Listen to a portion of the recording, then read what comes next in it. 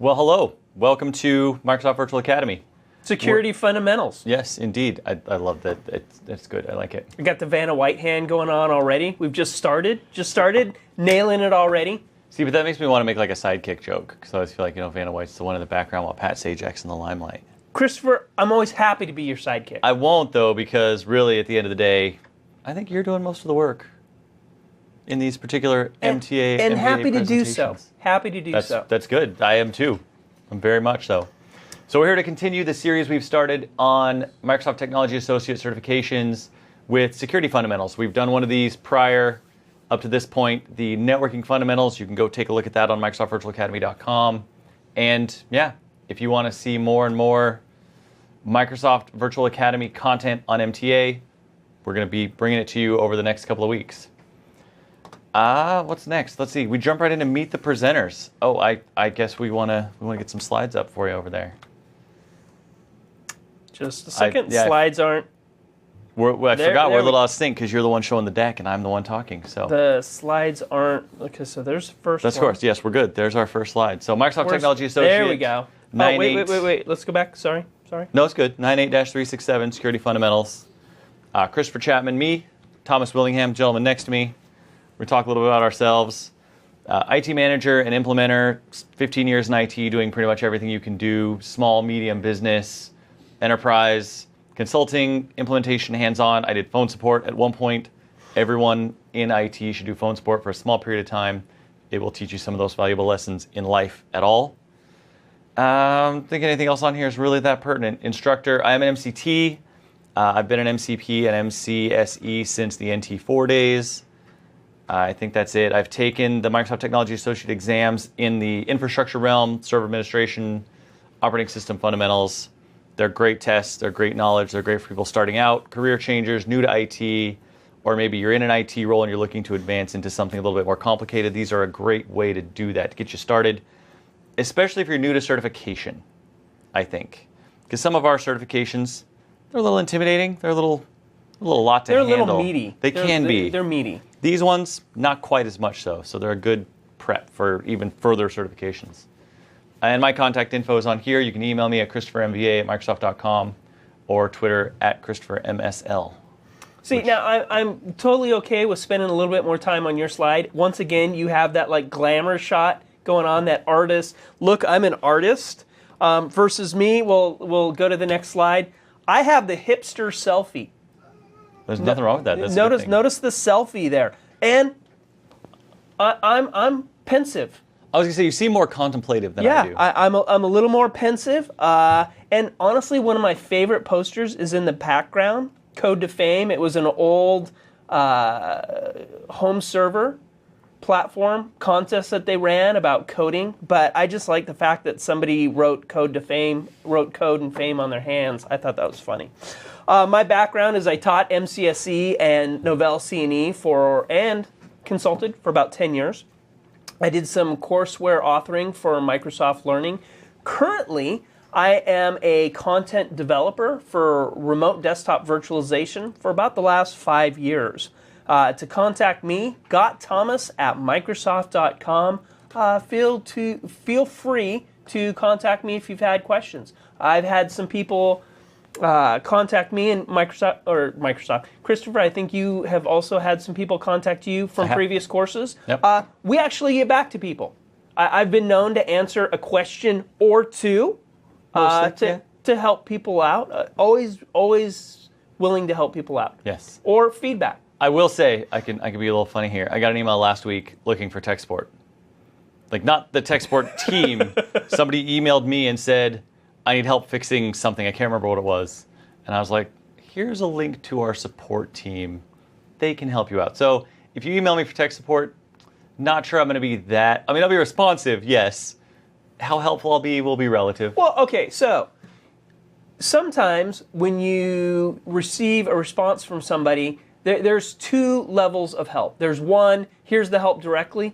The second, which I think is just as good, is here's a resource to the help you need. I think that's just as good as the help itself. Oh, I agree. We'll see how the emailer feels about it. How they feel about it? Yeah, when I get their response. I think, yeah. Okay, let's. You've met enough of us. We're good with us. Yeah, so let's dive on in. Course topics. So 98.367 Security Fundamentals. The first module will talk about understanding security layers. Module 2, authentication, authorization, and accounting. Module 3, understanding security policies. Module 4, understanding network security. And finally, Module 5, protecting servers and clients. I think as an audience, you'll find a lot of these modules will go relatively quickly. So feel free to dig in. You might want additional resources. We'll talk about those towards the end of the deck or the end of the module. And this is just a start. This is just to get people started. So once you start having those questions, feel free to use other resources to go further and go deeper. Well, I was going to say, to qualify you may find that this one goes rather quickly. It's because security is, in its own right, it's a career path. You could spend the rest of an IT career just doing security. This course is really just an intro. Here are some terms you're going to have to get familiar with. Here are some principles you're going to have to get familiar with. Here are some ideas of things you're going to do. We are going to do some demos. You're going to see a little bit of hands-on, but security is such a massive topic that they tried to keep it light enough that, well, I kind of suspect we kept the MTA light enough to get you interested, but not scare you out of. Right. Here's 45 days of in-classroom training that you might have to do. Start here. Now, this a little easier. Security is a conundrum, and especially when you're talking about network security, because networking is about allowing your users access to resources. Security is about keeping people away from resources. So when you put network security together, it's a little different. It's not just, I need to keep people out. There's also I need to ensure continued access. I need to ensure that the data isn't corrupted. I need to ensure physical protection. So there's numerous layers within this security. So there's some nuances in here that we need to take a look at. Well, and all of them with holes in them, because some people do have to get through to it. Exactly. It's really easy for me to lock down a network if I don't want anybody to get any work done. That's simple. Well, so I've heard that the definition of a truly secured network is the network that isn't plugged in. Exactly. It is indeed. Best way to secure your network, just unplug the wire. Just unplug everything. Okay, so let's set expectations. Target audience, IT pro help desk staff interested in moving into network systems administration. Anyone interested in learning more about networking? That should be any network professional at any time. Well, in this one I would say there's a kind of a qualification. You may be already in this case, a network or systems administration role, maybe a junior administration role, and security hasn't been a focus, especially if you work in a larger enterprise where they may have people doing security. You get into larger networks and people have more specific roles. You may be doing something that may even be security-based but not understand bigger security principles because someone else is doing it. So I don't want to say this is only for IT people, or help desk staff, even though it's kind of in there. Again, it's an intro course. So. And there's some prerequisites supporting material here. Some exams that you could take, Windows Operating Systems Fundamentals, Networking Fundamentals, and the Server Administration Fundamentals.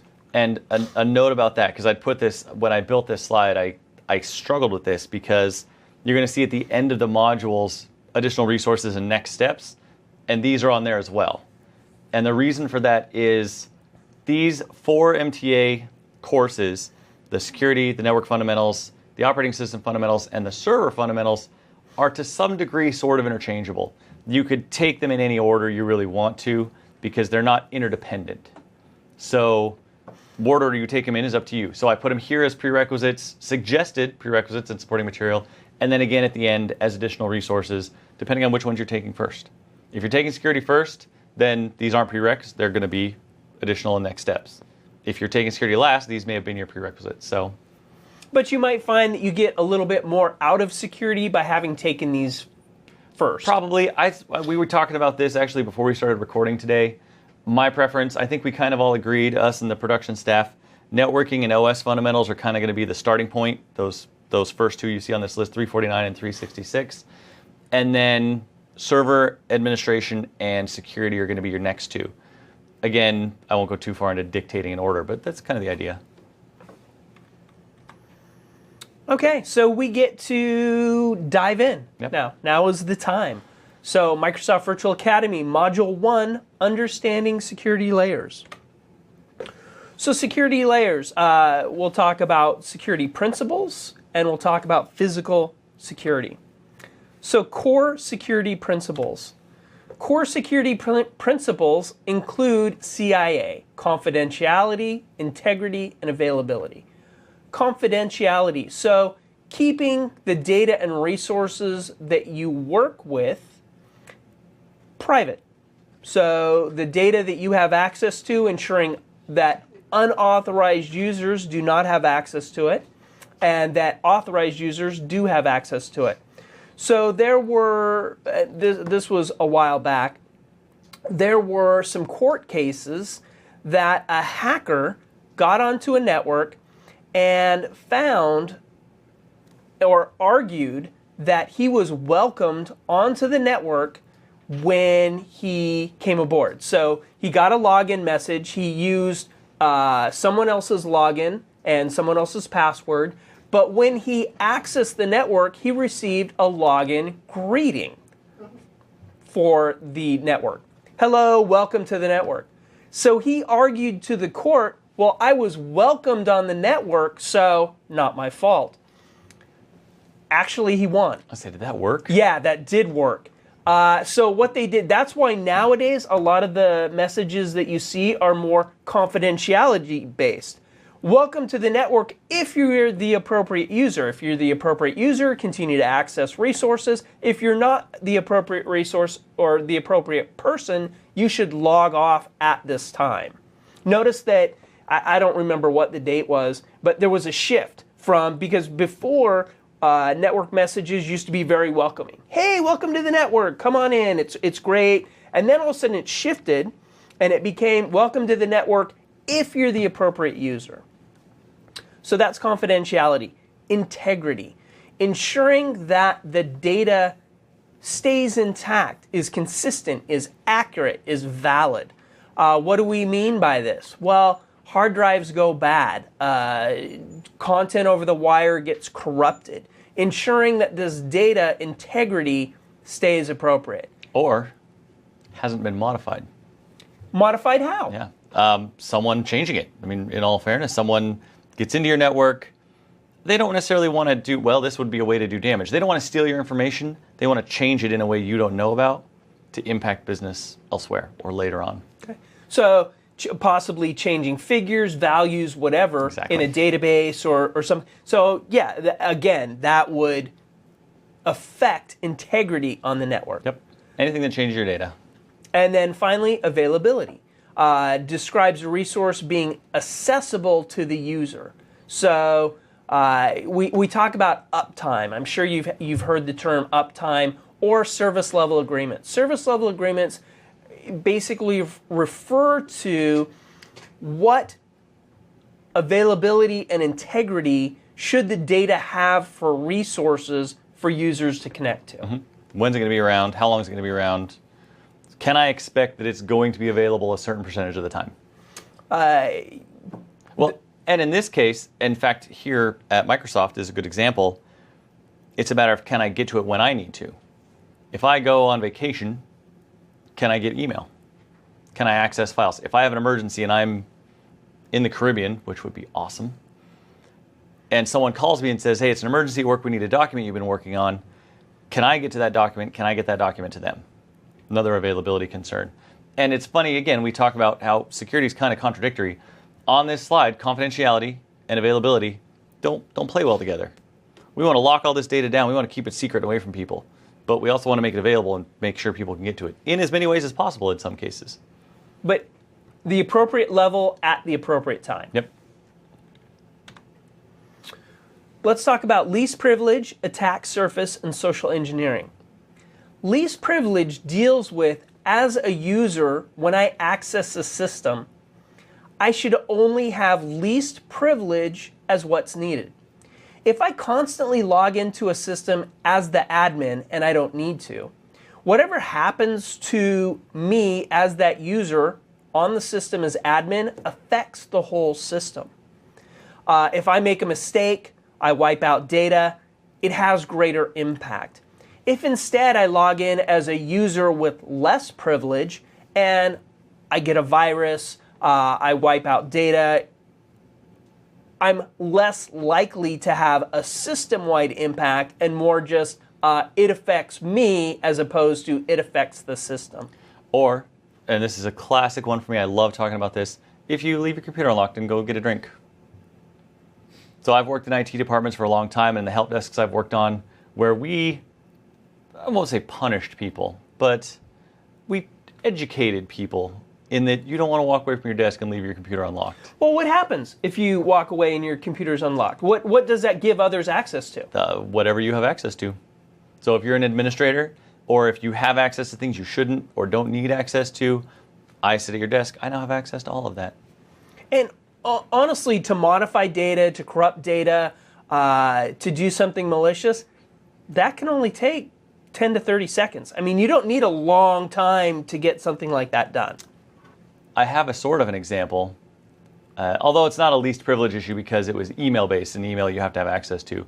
But I did have a manager have to buy an entire team lunch because he walked away from his computer with the keyboard unlocked. Sent an email out to the whole team. You guys are great. You're amazing. You're so good. I want to buy lunch for the whole team. In appreciation. He was not at his desk at the time. Huh. So But he he did it. He He- wasn't necessarily the person who's which this brings up a great example of when something is done with your user account, it's assumed that you did it, whether you're at your desk or not. So least privilege, and Christopher brings up a great idea of when you leave your computer, you should probably lock it. Which kind of plays the integrity. Integrity, exactly. Attack surface. What attack surface refers to is computers, servers, workstations have areas that they can get to. Part of computer networking is allowing or enabling computers on the network to talk to each other. This is awesome, except when computers try to maliciously interfere. And it's not necessarily computers, but users on computers. Attack surface, what could this refer to?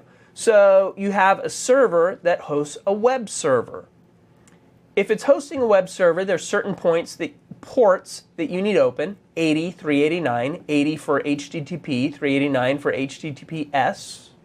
Which we talk about in the Networking Fundamentals course. Oh, we do. Yes. We do. It's, MBA plug completed. Notice how I'm bringing it together here. Yep. Bringing it together. So there are certain ports. I keep saying points. There are certain ports that you don't need open, and if they're open, that enables users to access those ports. The mail port, the RDP port.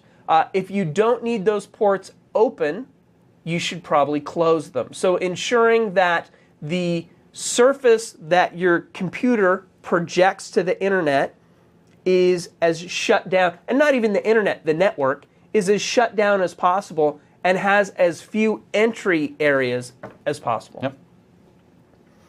Social engineering. This one's my favorite. People If don't I'd ever even gone into security, it would have been this. people don't even think of social engineering. Calling the help desk. That's why it works. Yeah, calling the help desk. Hi, I'm sitting at computer 5, and I can't get on the network anymore. My name is Jane Doe, and I'm locked out. Jane, you have a male voice. I have a little bit of a cold today, which is why I was away from my desk. But now that I'm back, I've lost my password. Can you reset my password for me? Oh, sure, Jane, we're happy to do that. Because help desk people, for the most part, want to help you. Sometimes you don't get the help you want. It's not like they're sitting there thinking, I don't want to help this person. They do. Have you? So you haven't worked on a help desk, is what you're saying? Oh, no, I've worked on enough. Well, I imagine, but I've had those days when I'm like, No, okay, are there ways I can not help people and not get fired at the same time? But yeah, no, I get what you're saying. But yeah, so they want to be helpful.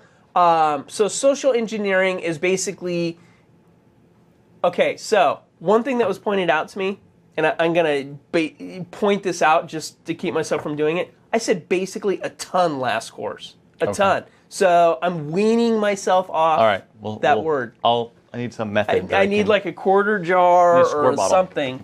Oh, there you go. There you go. Yep. Okay. Back to social engineering. So just interacting with somebody in a friendly manner. And the problem here is when somebody authoritatively comes to someone to request help, normally people will help them. And that's where social engineers get their foot in the door is they come and authoritatively say, hey, I belong on the network. Will you help me? The help desk says, oh, sure, I can help you with that. And then they gain entrance into the network. Any other, I would say, do we have examples of any other good, I got to be careful because this is one of those topics we can talk about all day. Social engineering is one of my favorites. Oh, yeah. Passwords on keyboards. You put your password. I actually kind of wish there was one here so I could pick it up and be like, oh, there's one right here. I had a customer years and years ago that it wasn't even a matter of social engineering. He would just write his latest password on the bezel of his monitor. So I didn't have to try and get it somehow. I could just walk in and see it. But yeah, social engineering is, and you'll see this disclaimer a lot nowadays on websites and with a lot of different service companies, asking for your password. Like the email. There we go. Phishing's the best one. An email from PayPal. Everybody may have seen this. Your account's been compromised. We need you to log in right now. Username and password. Click this link. Go to this website. And I'll give them credit. The last couple of years, I've seen some great ones. Oh, they look really good now. Really good. Even I am like, I need to check the URL because the rest of this looks completely legitimate. And they're trying to get your password by looking like they are the authority and they need your information because they've been compromised. And it's the examples of social engineering are terrific. I'm trying to think of some of my favorite ones. The classic one, watching someone type their password. Yes. Oh, just walking over the shoulder. Hey, can you look at that document for me? Oh, yeah. Yeah. Tick, tick, tick, tick, tick. Yeah.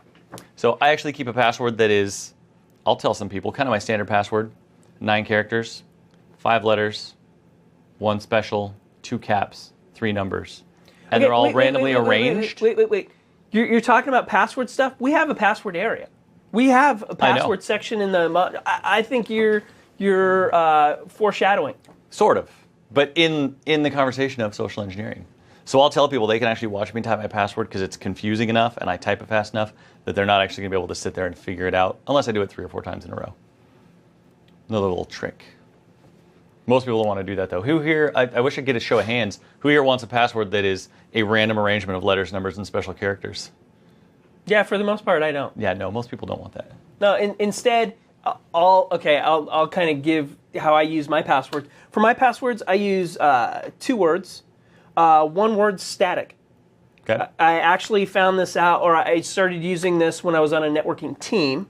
So we were on a networking team. We had 1 password that was, or 1 word that was static, and then the second word is what would change. So you could actually talk within the area of what that second word was. So let's say your static word is like plant, _plant. So now when the password is changed, I just come up to you and go, hey, Christopher, it's blue today. Okay. So now you know blue _plant. Makes so sense. we can all, within our area, talk about the password openly, but people still don't have the overall password scheme. That makes sense. That actually makes it a bit easier. Here at Microsoft, we have to change our passwords every 90 days, 120? I think it's 90 days. We have to change our password every so often. It gets confusing. After you've been here 8, 9 years, you're like, oh, wow, what have I used? What haven't I used? We'll talk about password policies later. Yep. So you can't repeat passwords. It becomes confusing about what you have and haven't used. With these 2-stage passwords, I can leave my 1 password just taped to my monitor, and people aren't going to get it. People aren't going to get that second portion. But still don't do that. Yeah, it's not best. Don't it's not best. I actually have a lock on my door, so which we're going to talk about here. Next, yeah. Here when we talk about physical security. Beautiful segues. Look at that. See, look, professionals. See how we professionally do this? This is what we do. Risk management. So what we're talking about here in risk management is responses. First of all, avoid. Accept Avoid what? What are we avoiding? risk. Okay. Avoiding risk. Accept the risk. Mitigate and transfer. One thing that people don't think about is you do not need high-level security to protect pictures of your dog. Not that pictures of your dog or cat aren't important, but do you really need 5-star security for it? No. You need an appropriate level of security for what you're protecting. Let's talk about protecting social security numbers of the employees at your company. That needs 5-star security. That needs like the utmost. And I'm saying 5 stars out of 5, 5 being the highest, just so we're not confused. It's not a scale of 1 to 100. So 5 stars, highest level of security. So use an appropriate level of security for the data that you're working with. So avoidance. So avoid data risks. Don't leave your password out. If you have your systems in a locked room, don't leave the door open. Accept that there's going to be risks. If somebody really wants your data, it's possible that they can find a way to get it. Again, implementing an appropriate measure for the data on hand. Well, and a good example of that would be the avoidance one. I could kind of segue these together. The avoidance one, you talked about, attack surface. If I have a server that's serving web pages, I don't need to open ports 25. I don't need SMTP open. I don't need RDP open 3389. Close those down. That's risk avoidance. I don't need these services. Turn them off. No one's coming in on port 25 if port 25 is closed. Acceptance is I'm putting a web server on the internet. AD has to be open. That web server has to be online. I can't not have the risk of that server being attacked in some way. So it's a matter of knowing what it is you're doing and what the risks are that go along with that. Putting up a web server has risks. Really, just putting a web server on the internet as is has risks, regardless of any measures you've taken to secure that server or the resources on it individually. You just have to be okay with that, or not put up a web server. Well, it comes down to walking down the street on any given day, you could get hit by a bus. You don't wish to get hit by a bus. I don't wish for anyone to get hit by a bus, but we take reasonable precaution. We walk on the sidewalk. We don't jaywalk. You walk at a light. You walk when it says walk. So you take a reasonable level of precaution for what you're doing. Mitigation. Mitigation. What does that mean? To mitigate is to take an appropriate level of action for something that's kind of going sideways. So you see, you used a web server. So we have a web server up. You see that the web server is starting to get maybe a denial of service attack or something of that nature. So you see the system that you've implemented being attacked somehow. You have software that tells you've been alerted. The oh no's have gone up. Oh no, attack, ah! So now we need to take an appropriate response and mitigate that attack, whatever that may be. Mm-hmm. Makes sense. Transfer. This is my favorite one. Oh, this is a huge security. It's someone else's fault. Let's make them take care of it.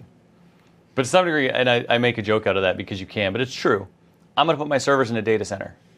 Let's say I'm going to put my servers in a hosted data center. Or, good example, Azure. I love that we can tie these things together. Isn't that awesome? I spun up an Azure service this weekend. There are risks spinning up a web service on the internet. Secure servers. Can people actually get to the physical hardware? I have no idea. I'm transferring the risk of maintaining the physical servers to Microsoft.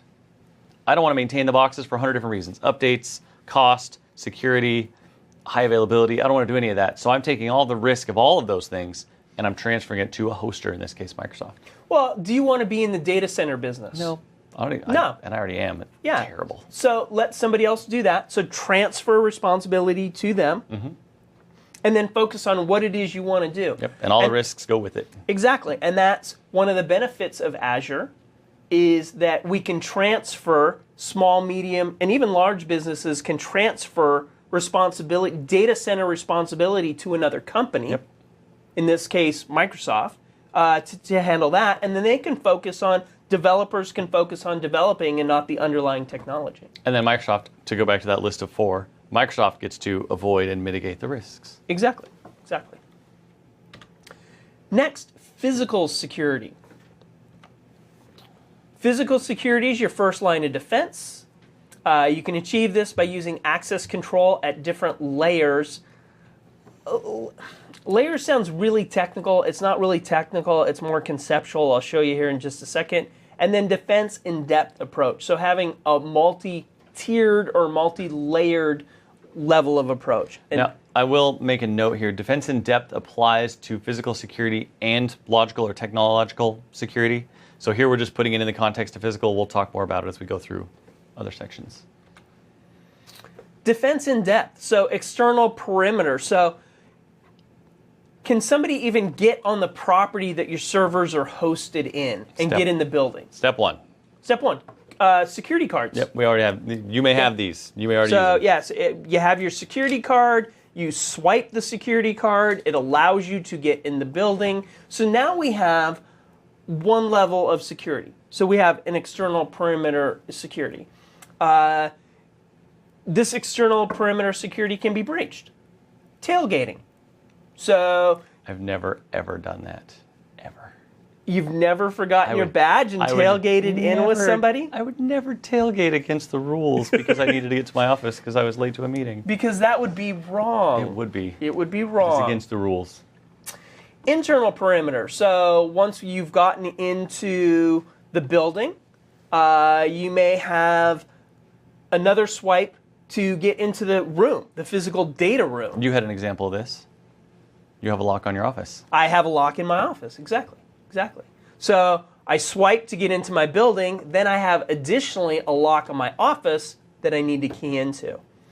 So now once you're in the secure area, how is that secured area? What's in there? Are there cameras? Are there spy infrared lights keeping... Okay, I don't even know why I just thought of this, but the movie with Catherine Zeta-Jones where she's flipping through the infrared lights. I know what movie you're talking about. And Sean Connery. Yep. People in the back, help us. Anybody remember the name? Entrapment, thank you. There you go. The movie's totally fair, but watching Catherine Zeta-Jones crawl through lights, it's not bad. Little laser beams. Little laser beams shows flexibility. That's true. I don't know if that's a security risk. Cunning. I'm just noting. I'm not good or bad. I'm just saying that there are people who are able to do some pretty crazy things. That's true. So secure area, and then your servers and racks. So having your servers in racks. Maybe the racks have doors and are locked, so you physically can't get to the server. So you just see that there's these tiers of security that you're working with. Guys with guns, it's possible. I've had customers or clients, especially when I was a trainer, students that worked in secure locations where there's a guy with a gun that makes sure you can't go somewhere you're not supposed to go. It's a pretty decent deterrent, I would imagine. I've never worked in a place where someone with a gun kept me in or out of somewhere, so luckily. Well, again, what is the level of security that you need? Do you have pictures of your pets? Or do you have social security numbers and banking numbers for major companies? Yep. So we've got external, in this case, in the examples given, external network or external security, cards, locked doors, internal security, additional locks, additional card readers, maybe a person. Here at Microsoft, we have a receptionist who is, to some degree, a security barrier. Even if I do get through the open door, and here the doors work differently depending on what building you're in, but even if I'm going to that next door, and I may even have a badge, and that badge may not work. I scan it twice, nothing happens. I scan it again, nothing happens. The person at that front desk is going to say, can I help you? Where are you trying to get? Check to make sure your badge does work if for some reason it's not working. Or you're valid. Check the validity of your authorization. Yep. Maybe you worked here until last week and you're trying to get in the building, and we're pretty quick, I think, about turning off those access. Purposes. Exactly. Nefarious or malicious. Yep. Maybe we're pretty good about turning those accesses off, from what I understand. Haven't had to experience it yet, luckily. External perimeter, we've talked about quite a few of these, secured by using, we've talked about cameras, parking lot lights, and again, we're thinking like the parking lot area external to the building. Maybe there's even a gate, military style, that you have to get in, get through the raised gate, get in. Oh, it even says gate with guard, gate with access badge reader, guard patrols. Yep. Internal, so once inside the building, locks on exterior or interior doors, cameras, badge readers, guard desks and patrols, smoke detectors. So that's another area of security is environmental security. Smoke, fire, water, all of those can cause damages that you may not think that, oh, well, somebody didn't gain access to my system. But remember, the CIA, confidentiality, availability, and integrity. Water, smoke, electrical interruption, electrical spike, all of those deal with availability and integrity. So interruption, a tidal wave, a flood, a fire, natural disaster of some kind, zombie apocalypse, whatever that may be, Katrina, all of these can create situations to create harm and negatively impact availability and data integrity. Yeah, the last one. We missed the last one. I love this one. I just talked about this last week. I was at a conference and we talked about man traps. And there were some people there who don't know what a man trap is. Have you ever been in a man trap? Anybody here? Anybody in the back? A man trap is, you'll see these in data centers pretty frequently. You walk into, and in some cases they're physically trapping in the way they're built, but not always. Sometimes it's just a series of doors. You walk through one door, that door closes and locks. The single gate doors with the guard in between. Yes. Some of them are a step further. Those are called man traps? Well, those rooms can be considered a man trap because once you're in it, you can't go anywhere without authorization. But they have better ones that are essentially a big cylinder with one door built in that you walk into the door and the room rotates and you're locked in. Like there's not another door to go in or out of. There's just one. So they turn it and you're trapped in that room. That's the ones with the two doors. I can get out. Usually they're panic bar door. I can leave if I want to. These rooms, you walk in, they close it, and you're not going anywhere until someone says you can go somewhere. And I've been in one of those ones. A little intimidating. See, now I've been in the single door room where they basically, door here opens, you walk in, it shuts. And locks. And then you have to talk to the security guard that's stationed right here. And then once you've done appropriate ID, appropriate authorization, this door opens and then you can. Yep. That's a man trap. They're awesome. Okay. Turnstiles, a little less exciting. They're just a matter of, anybody who's been on a subway, you've got the little turnstile you come up to, you have to pay before you can go through. We have those here. Some of our buildings have them.